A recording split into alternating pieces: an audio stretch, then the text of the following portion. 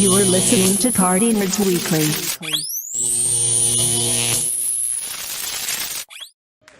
What's going on, world? We are here for another Party Nerds podcast with our illustrious co-host, Jorge, Ralphie. We're soon to be joined by our fellow sugar cookie companion, Haas. Yeah, there he goes. Sugar cookie. Walk in the hallways. Walk in the hallways.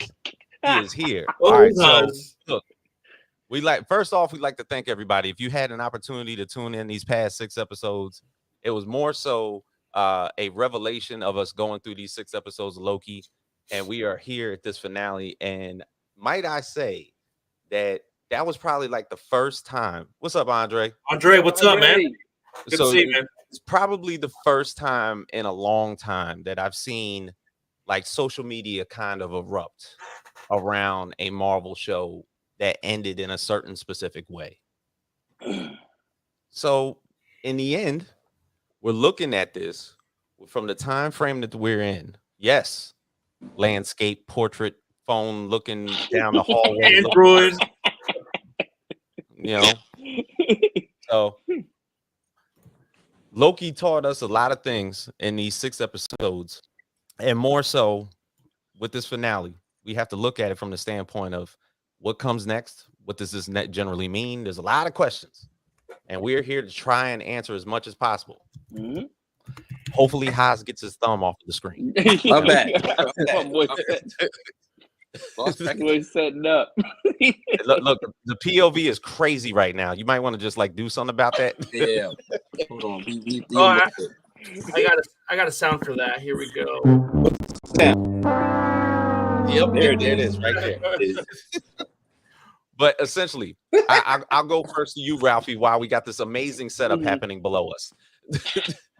What did you think of this finale? Did it live up to expectations first and foremost? As we've been saying since the beginning, it stuck the landing. That's exactly what it did. It gave you everything. It gave you the fields. It was just riveting. It just kept you compelled. It stuck the landing.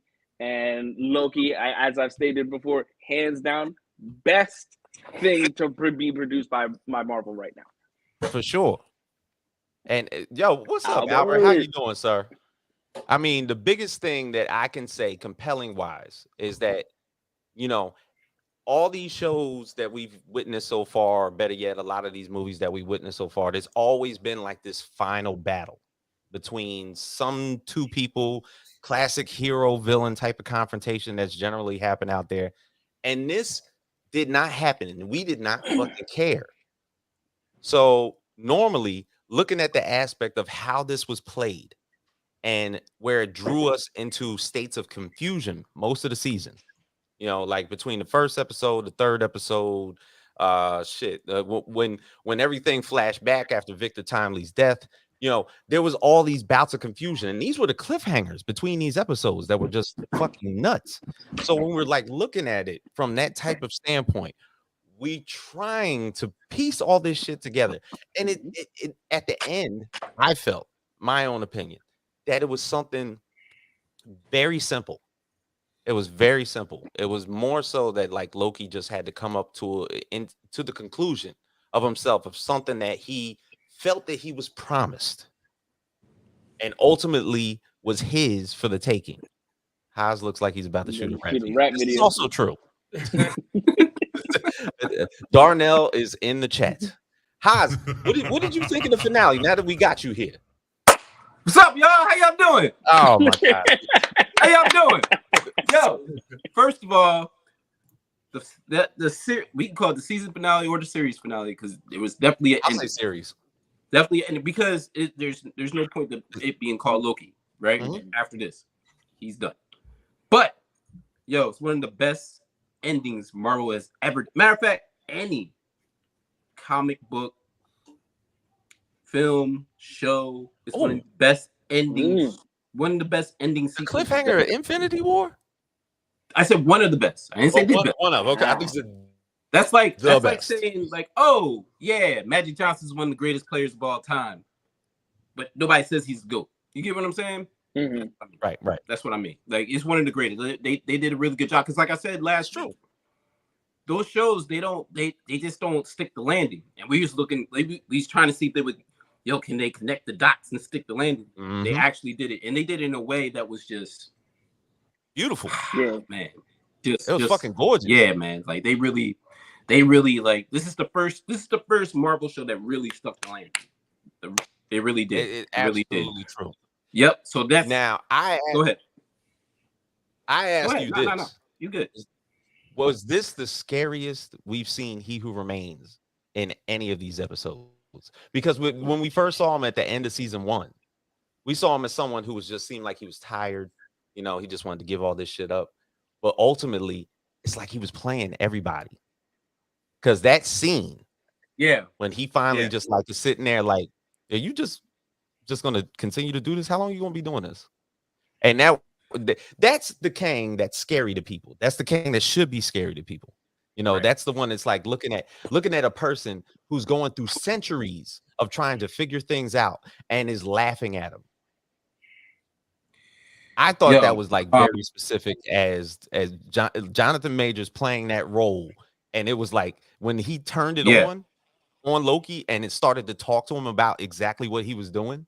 Yeah, that part was like, oh shit, that was dope, and that tells you that number one, that shows you how much of control he has he had over time. Like he knew, he already knew this was happening, right? He already knew. So when Sylvie killed him the first time, he already knew, which is crazy.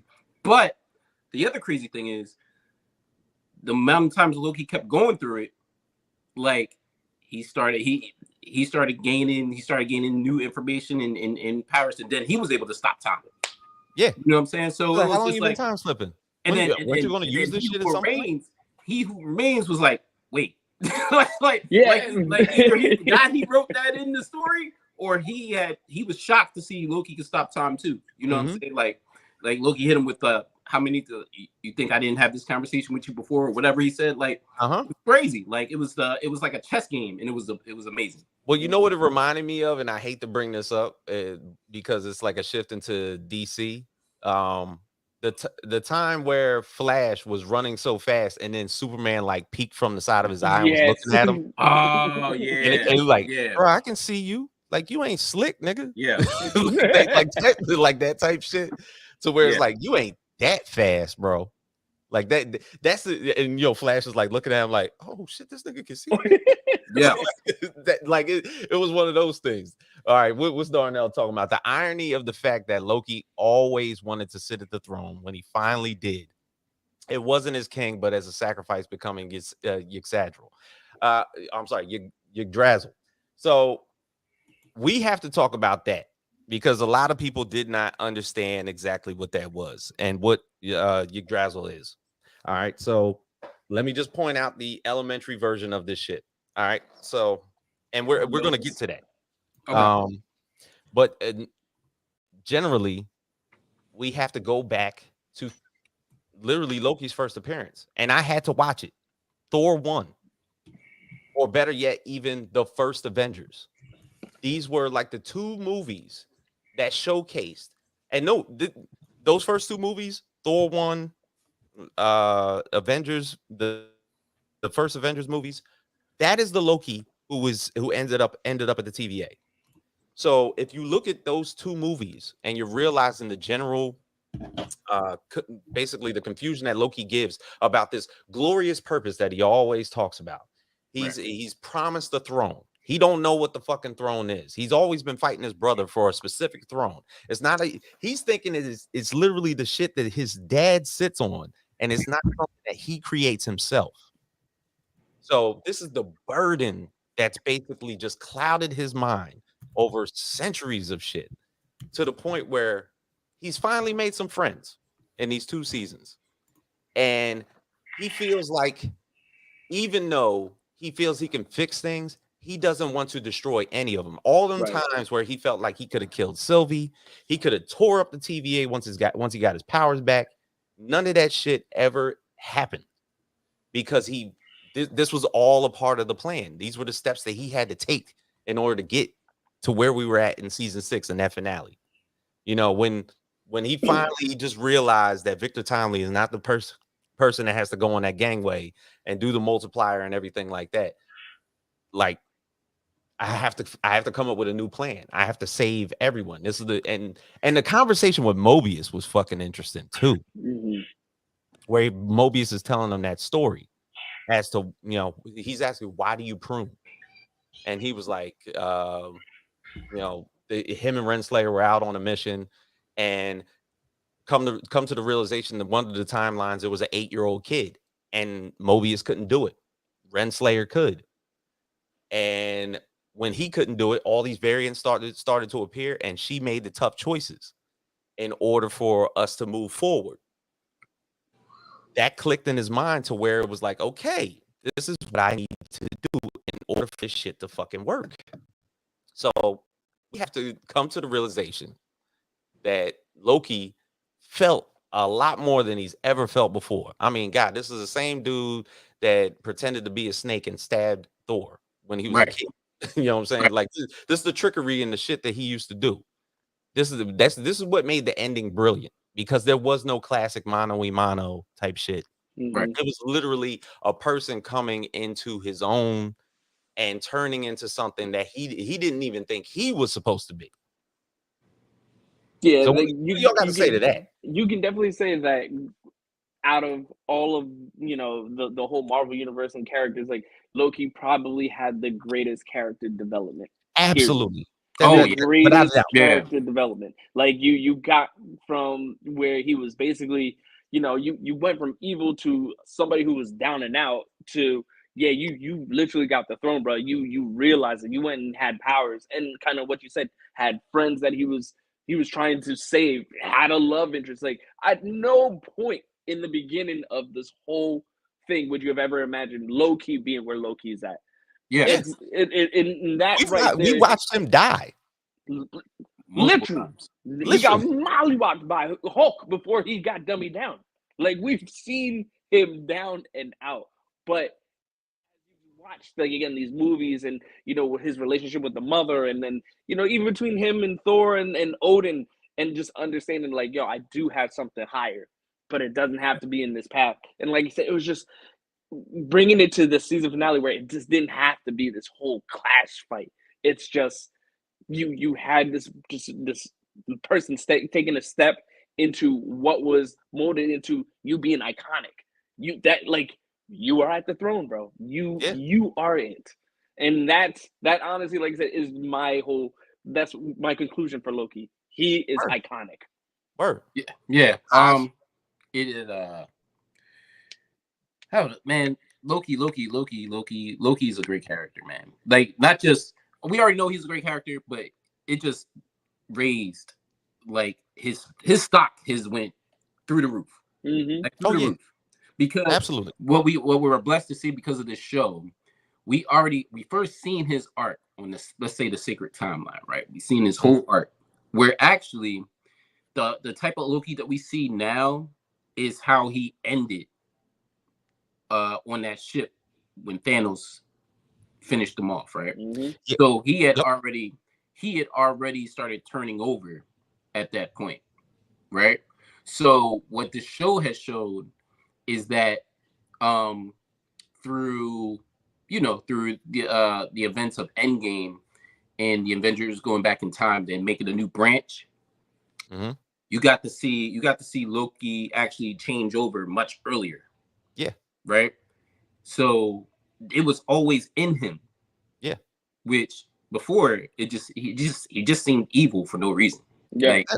Like he literally seemed evil for no, like, why are you so mad? All right, you're jealous of Thor. Like, like that was basically his arc until we got movies down, and then he started to change over. Like, even Thor had to tell him in the elevator, like, you're just you. Like, this is you. You won't change. Like, you basically won't change. Like, this is what it is, right?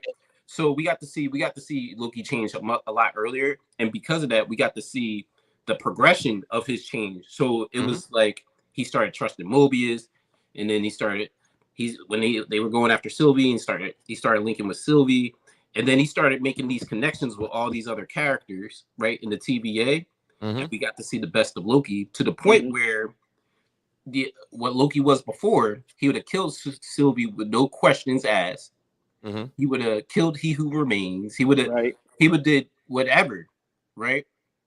But because he went a different path and we got to see this new arc, we got to see that growth where he was able to sacrifice himself. Not to the point where he's not, but he made a sacrifice where he's just going to be alone watching these timelines, right? Yep. So this is where it's at. So it's just great to see that we can see two paths of a character. One that does all kinds of fucking shit and he deserved to die. Regardless if he was changing over, it was time. Yeah. But we seen a dude that got his redemption real early and became a great individual through the Marvel universe. So it was just great to see. This is true. And Darnell, I have to agree with you. I think him seeing Thanos killing him was also a moment where it set him on a path for self-discovery. So 100%. Let's talk about the writers of the show. I believe it's Eric Martin, who is the head writer of Loki. Amazing job. And if anybody didn't notice, the play on words, they've used the words branching of the timeline and pruning, which are, of course, things that generally, like, if you're like a herbologist or anything like that, are general functions of somebody using maintenance on a tree. So when it comes down to that last scene, which is probably one, it'll live in my mind forever. I'm sorry. Yeah. Walking down that gangway, the TVA outfit is getting ripped apart. It looked like some shit out of like an anime movie. Yeah. And his horns start to appear. His horns start to grow. He's starting to he's starting to play with the timelines to see if he can activate them. And then all of a sudden, he's just starting to grab them all together. They start to become a part of his cloak. Yep. And then, him sitting in the chair when he whooshed past the fucking throne and like took a seat, like at the seat that was finally his at the end of time in the Citadel. All right. So for anybody that did not know, and I hope I'm saying this right, Yggdrasil, which of course is the world tree. It's the connector of the 10 realms in Marvel. It's also in Norse mythology. Yeah. So another big thing, because you talked about sacrifice being like a big part of Loki's arc and Loki's story. Another big portion of that. Now, they didn't have to do it, although it would have been cool if they did do it. The storyline of why Odin, his dad, lost his eye was that he gave up his eye as a sacrifice. Yeah. To the world tree. Yep. In order to gain the knowledge of the universe. Yep. So the reason that his dad always had one eye was to be the all-knowing. Loki just became that tree, which means that multiversal tree that Loki sits upon now sits in other universes, other dimensions, and he is the head of all that. So he can see everything.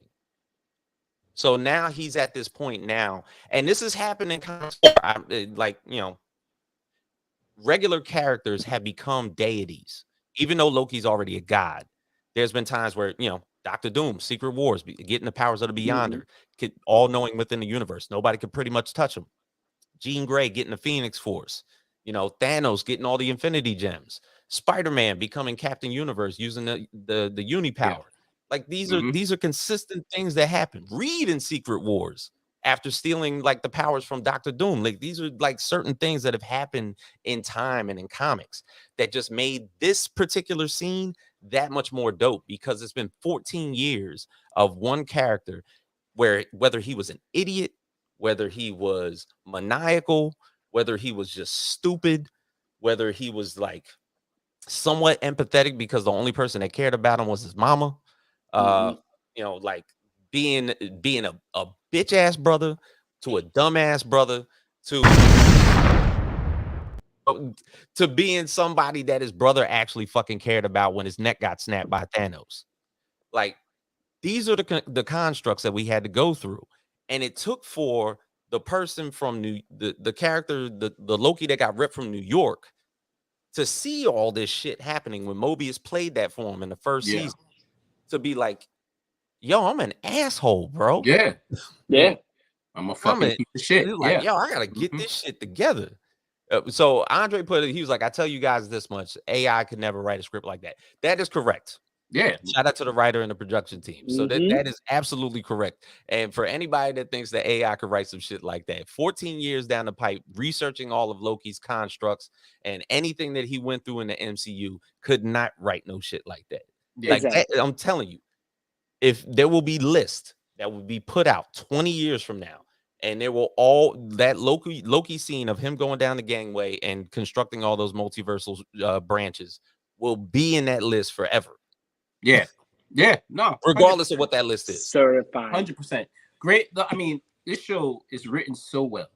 And like as we were going through these reviews and everything, I always say like is WandaVision's Loki, like they're the cream of the crop. But the way they stuck this landing, Loki surpassed that shit. 100%. 100%. Yep. No disrespect to WandaVision, because that was still the event. Yeah, it was an event. It was an event. I ask you this. But they went, I'm talking about from beginning to end. Oh, it absolutely did its job. But I ask you this. Did they just write Kang out of the equation? That's what I wanted to ask you guys. And it's also something that I was theorizing as well. Okay. You think about how the segue of this, and like, again, not for nothing, we all know, like, Jonathan Majors got some stuff happening, so on and so forth.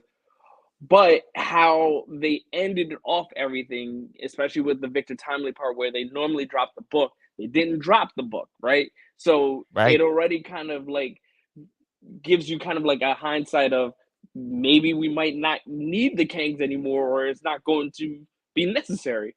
Yeah. And because of the legal troubles of Jonathan Majors that we know that he's still going to have to go through. We're not sure where it could pop up. He might pop up maybe somewhere later down the line. The last specific notions of the TVA where they asked about a variant from the 616 that possibly had popped up in some portion of time. And they said, oh, well, that one already got dealt with.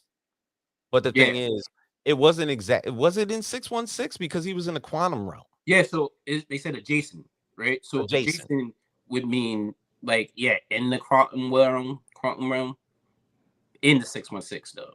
Right. Because it gets complicated.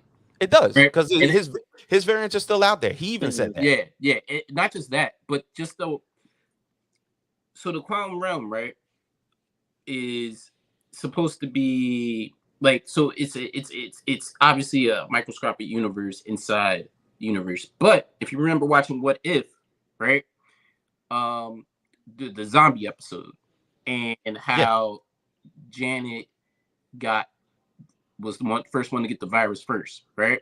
But that was in the quantum realm. So, but that quantum realm might be adjacent to whatever universe that is. It could be. It could be. Yeah, it could be. But it couldn't. But it also could not, because if you go back to Endgame, when they were going back in time, right? They was going back in time. They created more branch timelines. Right. Doing that. They did. So they were doing incursions. So it gets really confusing. Exactly. Really confusing. But they did say adjacent, so that we were talking about Kang being in the 616, but in the quantum realm. That's true.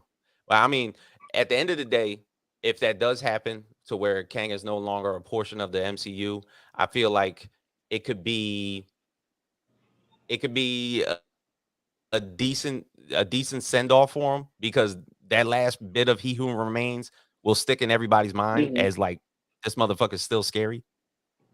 But over that and superseding that is basically what Loki surpassed was excellent. So for that, I will say that this show, best show ever on Disney Plus. Yeah, 100%. Best Marvel show they've ever put out. Like Didi said, "What's up, Didi?" Yeah, what's up, Didi? And unfortunately, we are going to be sending this off.